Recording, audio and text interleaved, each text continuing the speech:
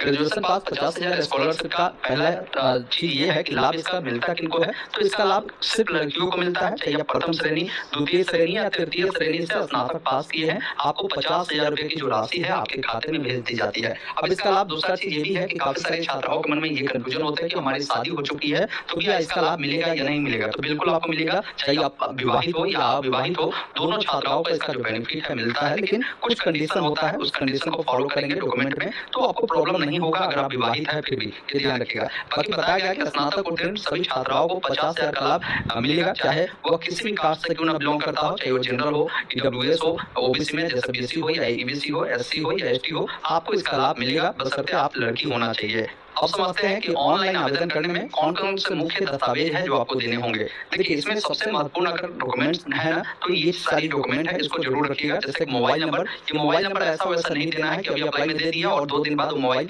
आपका जो है आपके पास है ही नहीं, किसी और का दिए, ये गलत डिसीजन होगा। क्योंकि जब अप्लाई आप करते हैं ना, तो इनका 2 स्टेप में आवेदन होता है। पहला स्टेप अभी क्या होगा कि आपका रजिस्ट्रेशन लिया जाएगा। रजिस्ट्रेशन लेने में जो भी आप जानकारी देंगे, वो जानकारी विभाग के पास जाता है, विभाग आपकी जानकारी को वेरीफाई करती है। विभाग जैसे ही ये वेरीफाई कर देती है, उसके बाद विभाग आपको सेकंड स्टेप के लिए आपको बोलता है कि भाई हम आपको यूजर आईडी पासवर्ड दे रहे हैं, उस यूजर आईडी पासवर्ड से आप पोर्टल पर लॉगिन कर फॉर्म को आप सबमिट कीजिए। अगर फर्स्ट स्टेज में ही आपकी जानकारी गलत होती है तो विभाग सीधा फॉर्म रिजेक्ट करते हैं, आपको कोई आईडी पासवर्ड नहीं भेजता है, आप आवेदन नहीं कर पाते हैं। तो ये जो मोबाइल नंबर होता है ना, इसी नंबर पर आपको 1 हफ्ते के अंदर में ही यूजर आईडी पासवर्ड मिल जाता है अगर आप सही से फॉर्म को भरते हैं तो। इसलिए नंबर आपको ऐसा रखना है जो 1 महीना आपके पास हो। इसके अलावा ईमेल आईडी आपको चालू रखना है और सबसे महत्वपूर्ण चीज है कि आपका जो नाम है लिस्ट में होना आवश्यक है। अगर लिस्ट में नाम नहीं होगा तो अप्लाई आप नहीं कर पाएंगे, क्योंकि बताया गया है कि 5,65,000 छात्राओं का नाम जो है लिस्ट में ऐड किया गया है, इन्हीं को इसका जो बेनिफिट है मिलेगा। अब वो छात्राएं कौन है उसका लिस्ट अगर देखना है तो गूगल में ऑनलाइन अपडेट एटीएम लिखेंगे, ये वेबसाइट आएगा, यहाँ पर स्कॉलरशिप की कैटेगरी मिलेगी, जिस पर क्लिक करेंगे, ग्रेजुएशन पास स्कॉलरशिप का यहाँ पर लिंक है जिस पर आपको क्लिक करना है, नीचे स्क्रॉल कर आना है, यहाँ पर डायरेक्ट हमने लिंक उपलब्ध करवा दिया है, चेक स्टूडेंट लिस्ट, जिस पर आपको क्लिक करना है। जब क्लिक करते हैं ना तो बताना होता है कि आप किस यूनिवर्सिटी की छात्राएं हैं, पहले यूनिवर्सिटी को सिलेक्ट करेंगे, फिर जो भी आपका रजिस्ट्रेशन नंबर है उससे डालेंगे, जो आपका फाइनल ईयर का मार्कशीट है उस पर मार्कशीट नंबर लिखा होता है उससे डालेंगे और सर्च वाले विकल्प पर क्लिक करेंगे।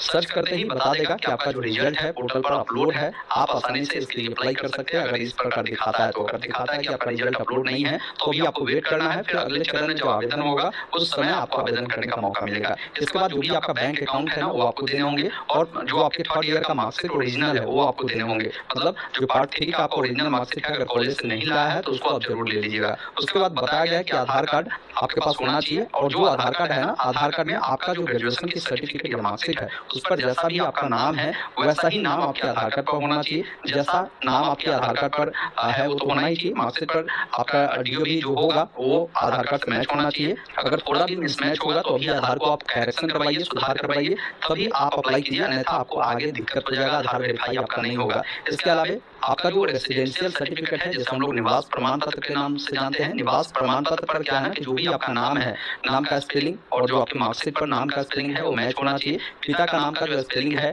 वो आपके मार्कशीट पर जैसा है वैसा ही आपके निवास प्रमाण पत्र पर होना चाहिए, तभी आप अप्लाई कर सकते हैं। निवास प्रमाण पत्र पर अगर मान लीजिए आपके पति का भी नाम दिया हुआ है उससे कोई दिक्कत आपका नहीं है। आधार कार्ड पर भी मान लीजिए आपके पति का नाम दिया हुआ बैग में, पिता का नाम नहीं है, इससे भी आपको कोई दिक्कत नहीं होगा, ये ध्यान रखिएगा। इसके अलावा जो आपका बैंक खाता है ना वो आधार से लिंक होना जरूरी है, क्योंकि अभी अप्लाई करेंगे तो बैंक की डिटेल आपसे नहीं मांगेगा, डायरेक्ट पैसा आपके आधार से अकाउंट में चला जाएगा। तो ये चीजें भी देख लीजिए। इससे देखना कैसे है तो उसके बारे में भी मैं जानकारी दे देता हूँ। इसके लिए गूगल में आप लिखेंगे myaadhar.uid.gov.in, ये वेबसाइट दिखेगा, इसको ओपन कर यहाँ से लॉगिन वाले विकल्प पर आपको क्लिक कर लेना है। क्लिक करने के बाद आपको अपना आधार नंबर डालना है, कैप्चा कोड को डालकर लॉगिन विद ओटीपी पर क्लिक करना है।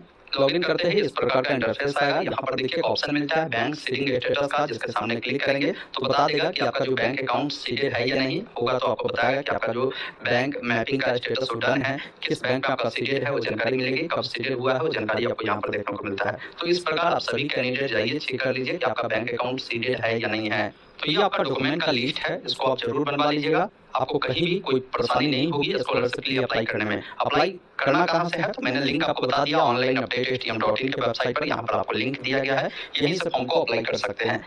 बाकी अगर आपको और भी कुछ समझना है तो यहाँ पर आकर एक बार आप देख सकते हैं, सभी चीजें ऑलरेडी यहाँ पर बताई गई है, कहीं भी आपको कोई प्रॉब्लम नहीं होगी। खासकर डॉक्यूमेंट के रिगार्डिंग मैंने सारी चीजें आपको क्लियर कर दिया। बाकी अप्लाई कल से ही इसका स्टार्ट होगा, तो आपको ये वीडियो भी हमारे चैनल पर मिल जाएंगे, उसको देखकर आप फॉर्म को आसानी से भर सकते हैं। वीडियो देखने के लिए बहुत बहुत धन्यवाद। जय हिंद।